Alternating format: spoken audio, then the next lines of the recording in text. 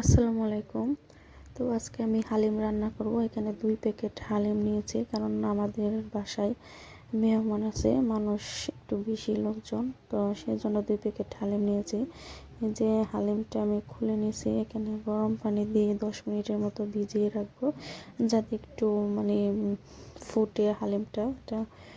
তো এখানে 2টা হালিমই আমি নিলাম প্যাকেট খুলে।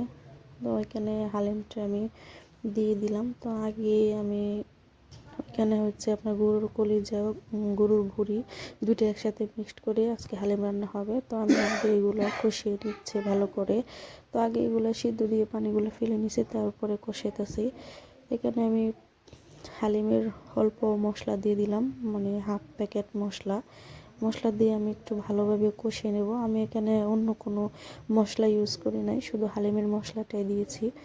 তো এখানে যে ভিজিয়ে রাখছিলাম হালিমটা, সেটা এখন দিয়ে দিচ্ছি ওই কলিজার ভুঁড়ির সাথে, দিয়ে একটু নেড়ে চেড়ে দিব। দেখেন কালারটা কত সুন্দর আসছে হালিমের। তেলের পরিমাণটা আমি এত বেশি দিই নাই, তো রান্নার পরে এটা আর একটু কম দেখা যায় তেলটা। এখানে আমি আর একটু হালিমের মশলা দিয়ে দিচ্ছি, তো আর অল্প একটু রেখে দিয়েছিলাম।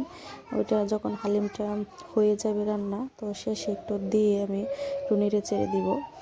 এখন একটু নেড়ে চেড়ে দিচ্ছি, তো প্রায় হালিমটা হয়ে আসছে। শুধু একটু ঘন করব হালিমটা, এত পাতলাও ভালো লাগে না, সেজন্য একটু ঘন করব হালিম। তো আমাদের হালিম রান্না শেষ। এই যে বেরেস্তা দিয়ে দিলাম, ওইখানে লেবু, তো মরিচ যার যার খুশি, অনেকে ঝাল খায় না। আল্লাহ হাফেজ।